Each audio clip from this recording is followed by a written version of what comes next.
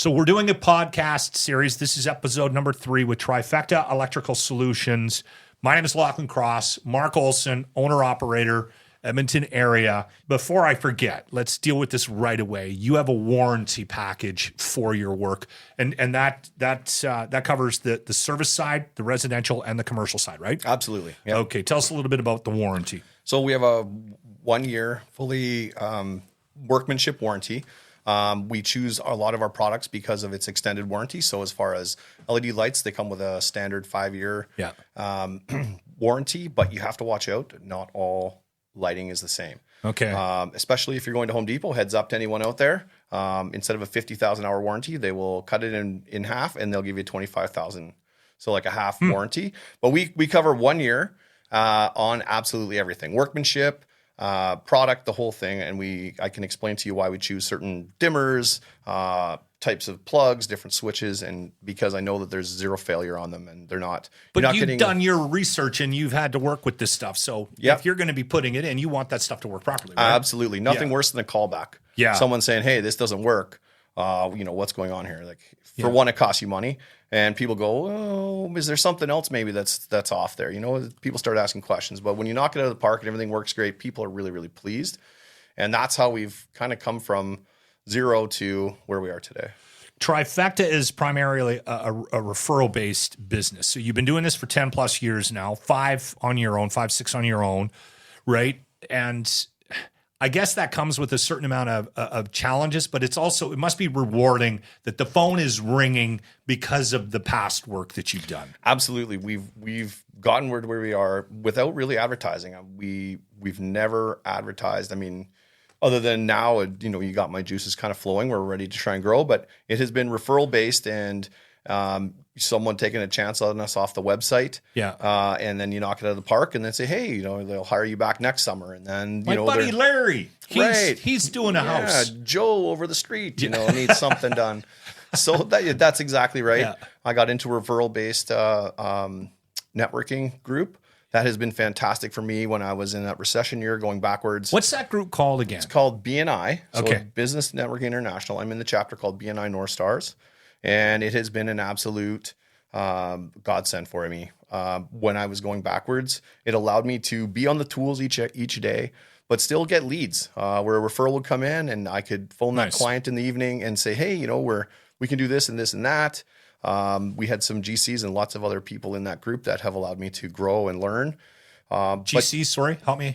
General contractors. Okay. Yeah. All right. And, I still get primarily a lot of my work from that networking group, as well as. How did you get into that group?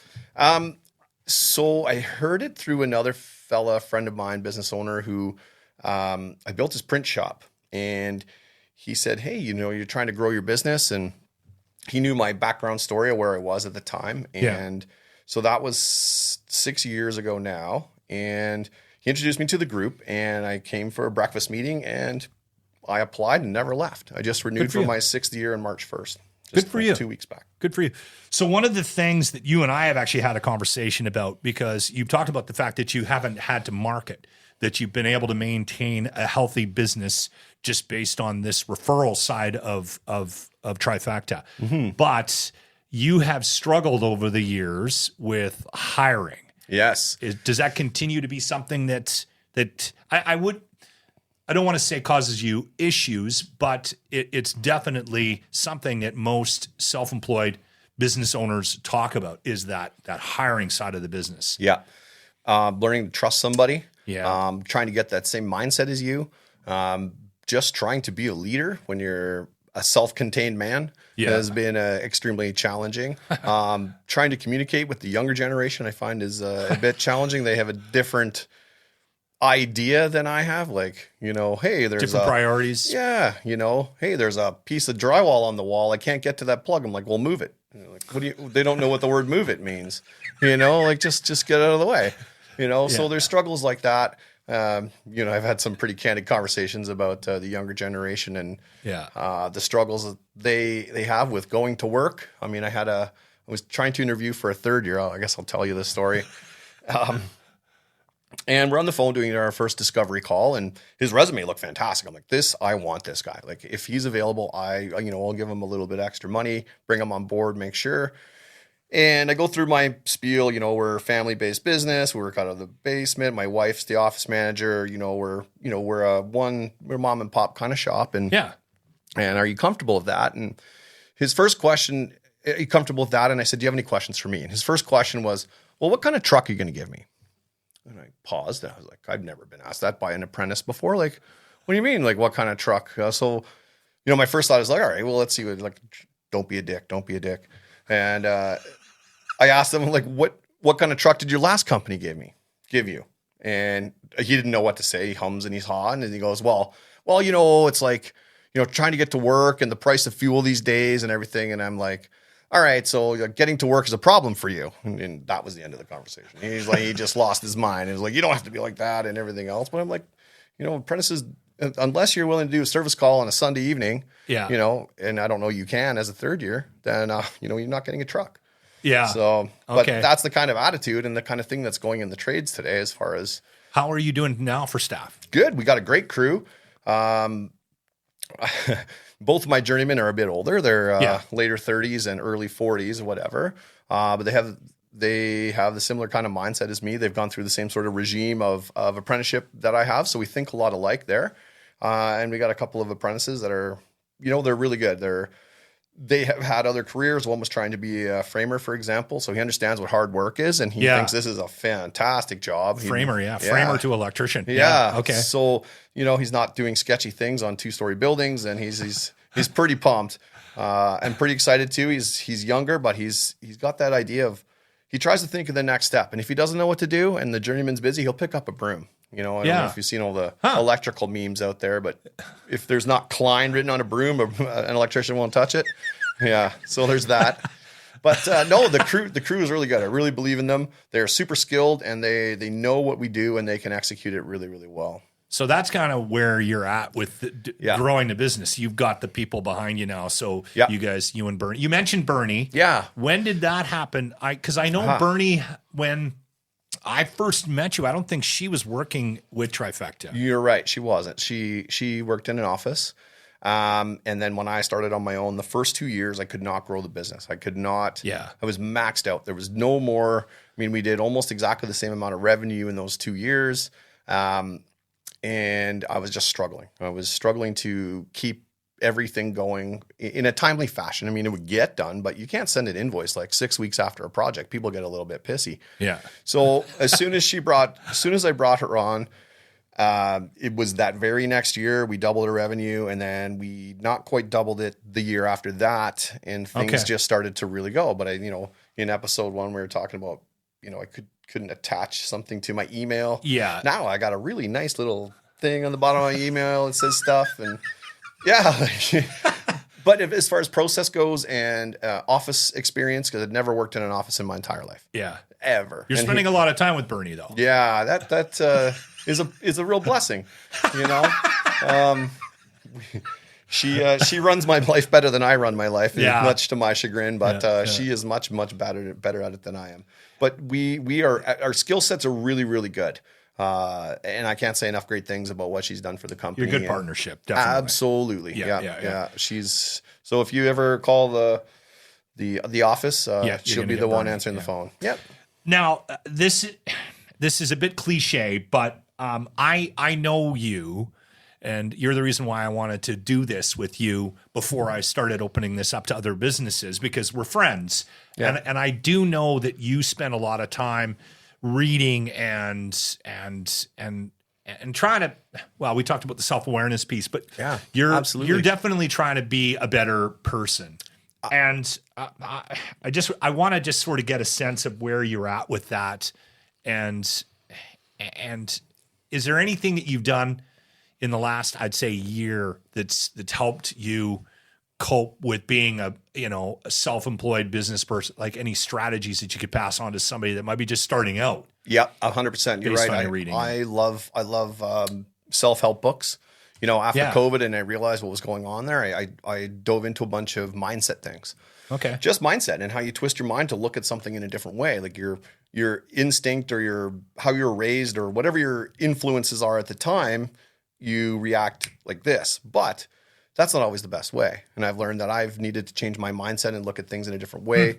Like I said, positive attitude has been something I've really worked on, and it really changed a lot. When you're positive and you're happy, people want to be around you. If you're a negative Nelly and it repels people. So that's something. Also, I don't know if you've read the book Atomic Habits by James Clear. That was on my wife's one of the best books bookshelf for years. I have read. Really? For Okay. me, yeah. I'll have to tell my wife that. That 'Cause one and another one. She'd read that years ago. I think she's mentioned it to me. I have now revisited it on the audio version. Okay. I do a lot of driving, looking at projects and checking on my job, so I can revisit certain chapters of that while I'm in the car. Huh. I stopped taking phone calls in the car because I can't write things down, and then I just have to return a call after the fact. Yeah, legit. Yeah. But no, that book, and then I just finished one, the 5 a.m. Club. Okay. And it's similar idea. It's about 5 a.m. I guess for you is probably not a big deal, but it's been a challenge. But that time from 5 a.m. to 6 a.m. in the morning where you do exercise, education, and self-reflection has been absolutely fantastic. Now I'm like a 5:30 to 6:30 kind of a person, but that structure, and it does work on habits. So similar as James Clear, just not written the same way. Okay. But I think the way I did Atomic Habits first, followed up by the 5 a.m. Club, really struck chords with me. And they built kind of on each other. As far as that goes.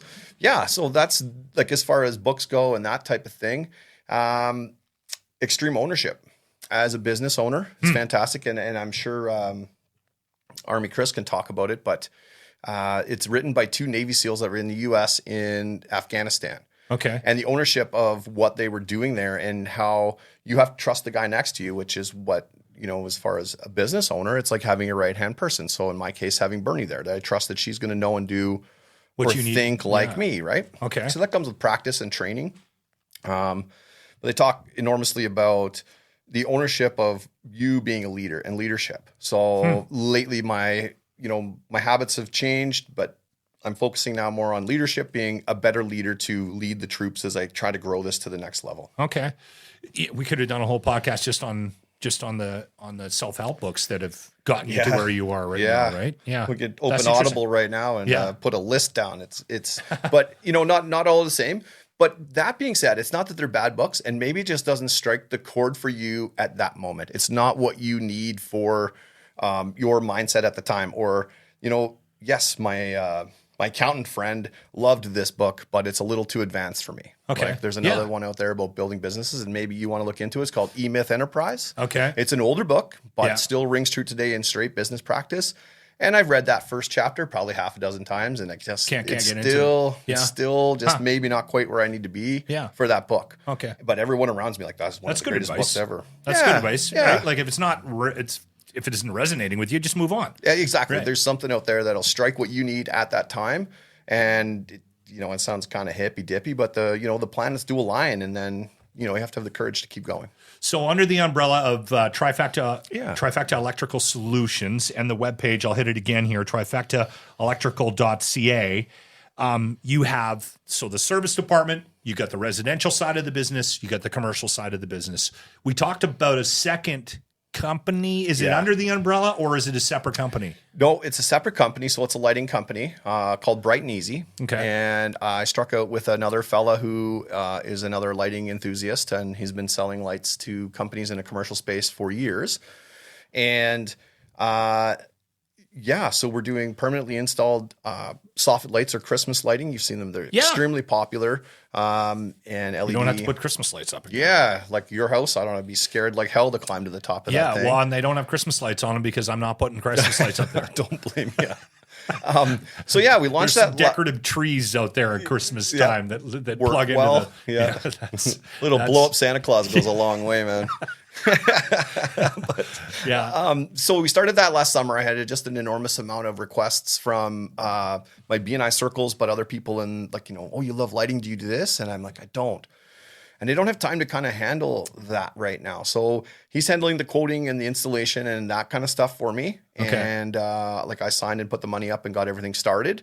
So it's been really good. I mean, Bright and easy. Easy. Yeah. Okay. Bright and easy. Okay. Yeah. Yeah. All right. So we're not just doing that, but we're doing other commercial lighting retrofits. We found that a lot of acreages are really dark and there's a huge crime problem that's growing out in acreages. I wouldn't have thought of that. Yeah. We've had some requests for putting bollards down, like lighting up driveways. Oh, wow. Which has led to other things like motorized gates, things like that. Yeah. But yeah, goes hand in hand, right? all things kind of lighting is being handled there, unless it's a direct to Trifecta kind of thing. But that's interesting. Yeah, it's been really great and it's been a lot of fun. I mean, there's lots of amazing things you can do with this soffit lighting. I want to wrap up with what your vision is for Trifecta Electrical Solutions right now. There's another loaded question because the vision changes, right? As 5 years ago, I'd be like, I just love to have like some guys and, I don't have to turn the tools all day. And now I got that. And I'd be like, man, I just love to have an estimator so I don't have to estimate all day, that type of thing. But as it sits right now, I would really like to grow it to having an estimator in there, meaning we could pump out, 8 to 10 quotes a day type of thing. Okay. Which could translate to, maybe 2 more teams of techs in the field. Okay. I would really love to take on a bigger project. So say, let's look at like a smaller apartment building, say 12 doors or, 16 doors or however those numbers work type of thing. Like I couldn't handle like a massive tower downtown. Like I had a referral from a guy to look at that. And I was like, I need like 60 guys on site and I don't even know how to estimate that or whatever it is. Yeah. But that's kind of the vision as it is today, to grow kind of in the same space that we're comfortable with and that we know, but just make us a bit busier. That's interesting because you and I have talked about your business. Yeah. And you have done a very good job of not getting ahead of yourself. Yeah. So the fact that you're wrapping up this episode 3 of this podcast series with that I think is indicative of the reason why you're successful and you're still kicking around. I still feel like maybe you could, like lots of people are really aggressive in their growth and that kind of thing, but we went up and we went down just as fast. Yeah. Not being prepared and not knowing where we're going and put a whole world of stress in there. And now my wife and I have all of our eggs in one basket. So if we can do it in a controlled, sustained way, I feel much better about it. I'm not afraid of growth, but I'm afraid of too much rapid growth, I guess is the way to put it. Yeah. And maybe at times when opportunities have come, I've maybe shot myself in the foot just out of fear of, pushing yourself past that comfort zone, which we all know you have to do. But I can't go from 2 guys to 8 guys. Yeah. That's too much. Yeah, right. yeah, But yeah. if you go from 4 to 6, I feel like that's a manageable step. It's bringing people in and also maintaining your culture. Like we have a family-based culture. We want people to try and have their weekends. They want to be with their families and that type of thing, So that's where we are.